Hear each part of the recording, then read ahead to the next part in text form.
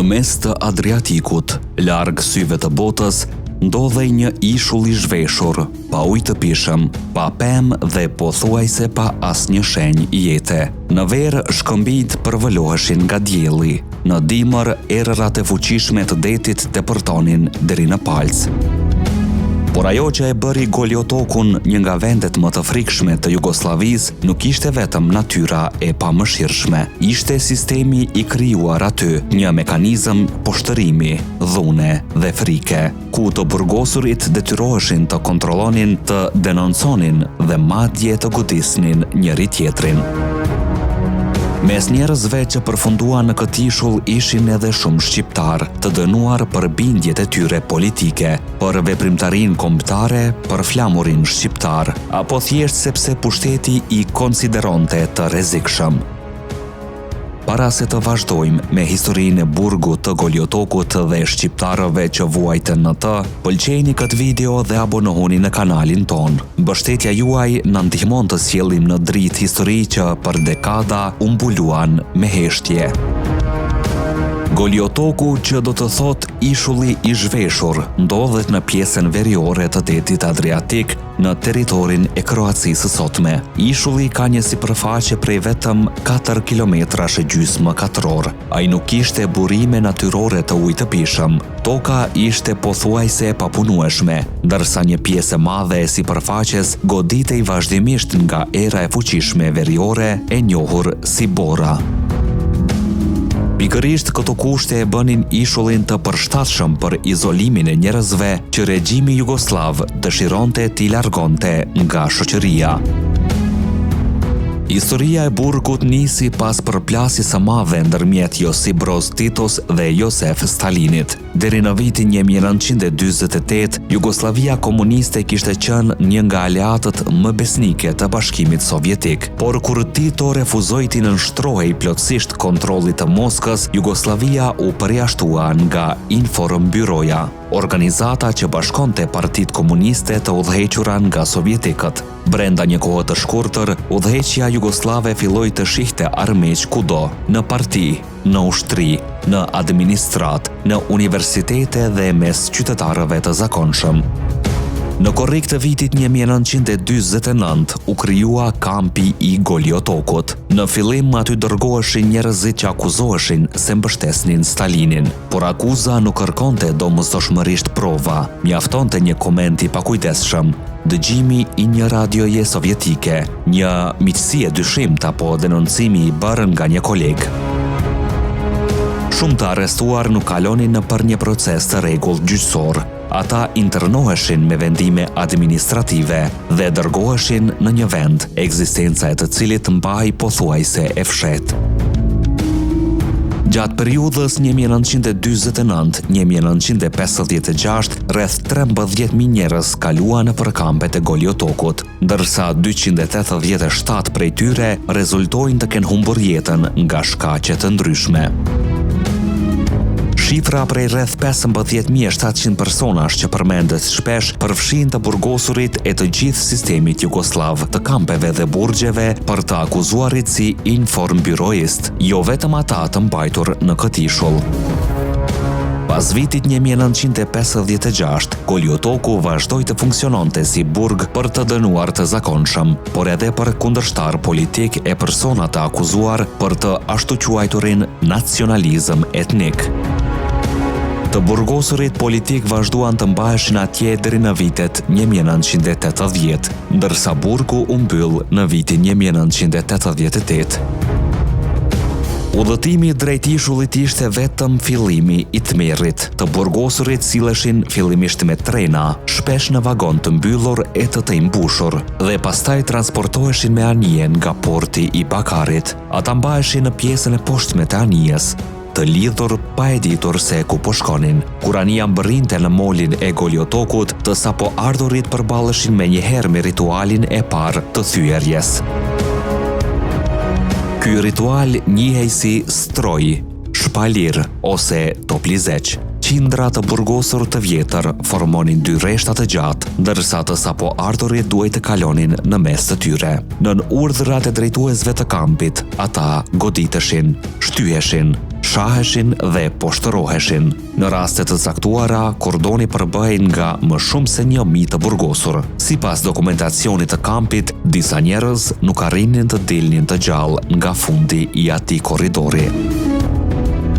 Por mizoria e vërtetë e Goliotokut ishte mënyra se si pushteti i detyronte viktimat të shndroheshin në pjesë të sistemit. Rojet dhe hetuesit nuk e ushtronin gjithmonë drejt për drejt dhunën. Brenda kampit ishte krijuar një hierarki të burgosurish. Ata që pranonin akuzat, denonconin të tjerat dhe tregonin gatishmëri për riedukim, mund të merrnin ushqim më të mirë, punë më të lehta apo pozitë më të favorshme. Ndërsa ata që nuk pranonin të nënshtruheshin, shpalleshin të bojkotuar. Të tjerat nuk duhej të flisnin me ta. Ata detyroheshin të kryenin punët më të rënda, qëndronin në fund të radhës për ushqim dhe bëheshin objekt i goditjeve e poshtërimeve të vazhdueshme. Për të dëshmuar besnikërinë ndaj regjimit, një i burgosur mund të detyrohej të denonconte shokun, vëllain apo njeriun me të cilin kishte ndarë qelin. Qëllimi nuk ishte vetëm bindja politike, qëllimi ishte shkatërimi i solidaritetit njerëzor. Puna e detyruar ishte pjesë e përditshme e jetës. Të burgosurit thyenin dhe bartnin gur, punonin në gurthyes, përpunonin drue metal, riparonin anije dhe ndërtonin objektet e vet kampit. Në verë punonin nën temperatura përvëluese, ndërsa në dimër përballeshin me erën e ftohtë të Adriatikut. Uji ishte i pakët dhe kontrolli mbi të shndrohej në një mjet tjetër ndëshkimi. Në përpjekje për të gjelbëruar ishullin, të burgosurit detyroheshin të mbillnin fidan në tokë shkëmbore.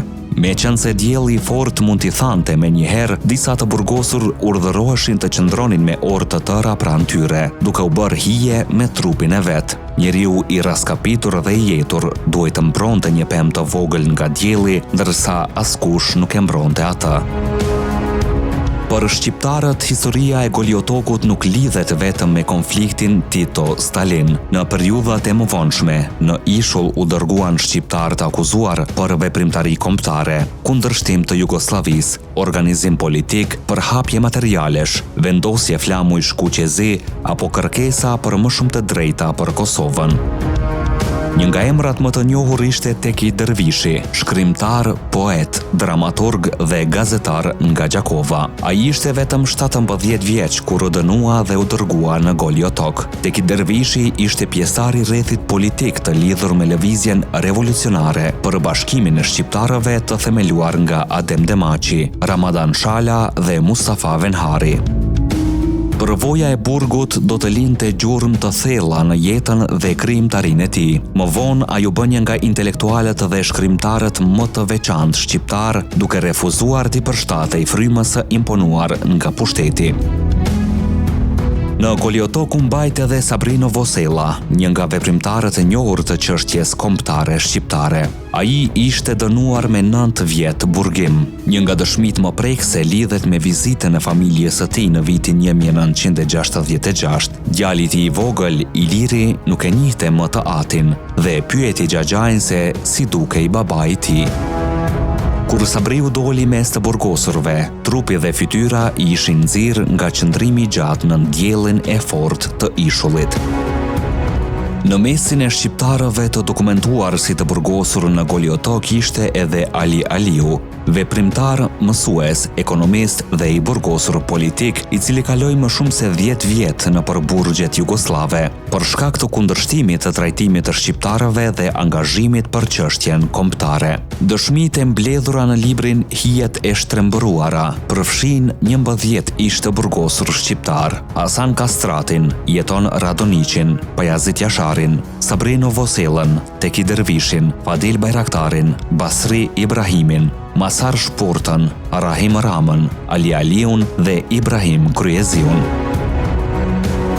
Ata përfaqësonin breza të ndryshëm të rezistencës shqiptare, nga kundërshtarët e regjimit në vitet 1950 tek pjesëtarët e organizatave ilegale dhe të dënuarit pas demonstratave të vitit 1981.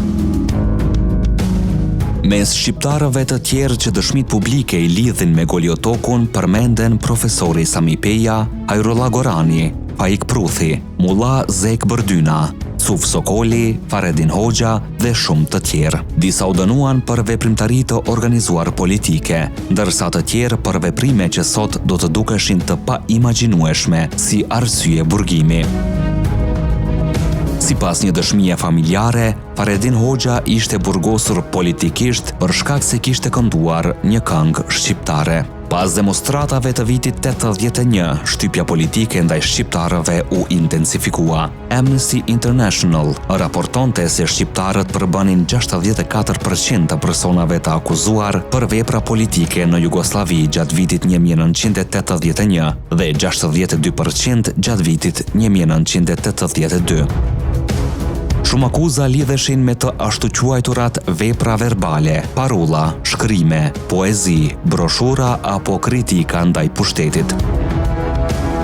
Edhe pasi dilnin nga burgu, dënimi nuk përfundonte. Ishte burgosurit mbikëqyreshin nga shërbimi sekret, pengoheshin të punësoheshin, përjashtoheshin nga arsimi dhe shiheshin me dyshim nga institucionet. Shumë familje mbetën të izoluara. Fëmijët rriteshin me baballarët që nuk i njihnin, ndërsa gratë dhe prindërit udhtonin qindra kilometra për vizita të shkurtra nën mbikëqyrjen e rojeve. Për dekada, Goliotoku mbeti një sekret publik. Njerëzit dinin se ekzistonte, por pak guxonin të flisnin. Të liruarit e dinin se një rrëfim i gabuar mund t'i kthente përsëri në burg. Vetëm pas dobësimit të sistemit jugoslav, filluan të dilnin më hapur kujtimet, librat dhe dëshmitë e atyre që kishin mbijetuar. Sot ndërtesat e Goliotokut janë të braktisura, murret po rënohen, dritarët janë bosh dhe era kalon lirshëm nëpër korridoret ku dikur dëgjoheshin urdhra, hapa dhe britma. Por historia e këtij ishulli nuk duhet të zhduket bashkë me ndërtesën e tij, sepse Goliotoku nuk ishte vetëm një burg, ishte një eksperiment për ta kthyer njeriun kundër njeriut, për të bërë viktimen të ndjej fajtore dhe për të shkatëruar kundërshtarin, pa e larguar vetëm fizikisht nga shoqëria. Shqiptarët që kanë kaluar nëpër Goliotok nuk përbëjnë vetëm një listë emrash. Ata ishin shkrimtar, mësues, student, veprimtar politik, familjar dhe njerëz të zakonshëm. Shumë prej tyre u dënuan sepse kërkonin të drejta, arsim, gjuhë, barazi dhe liri kombëtare. Regjimi mund t'u merrte përkohësisht lirinë, por nuk arriti t'u zhdukte kujtesën. Numri i saktë i shqiptarëve që vuajtën dënim në Goliotok nuk është përcaktuar përfundimisht. Sipas të dhënave mbi përbërjen kombëtare të burgosurve gjatë periudhës së Informbyros, parashihej që të burgosurit shqiptar ishin afërsisht 400 deri në 470 persona. Megjithatë, kjo shifër nuk i përfshin domosdoshmërisht të gjithë shqiptarët e dërguar në ishull gjatë dekadave të mëvonshme për veprimtari politike dhe kombëtare. Na shkruani në komente, a duhet që historia e shqiptarëve të burgosur në Goliotok të dokumentohet më gjërësisht dhe dëshmitë e tyre të bëhen pjesë e historisë sonë? Ne jemi Histori Epike, aty ku e kaluara rilind. Deri në vidion tjetër, qëndroni krenar dhe të vetëdijshëm për gjakun që rrjedh në damarët tanë.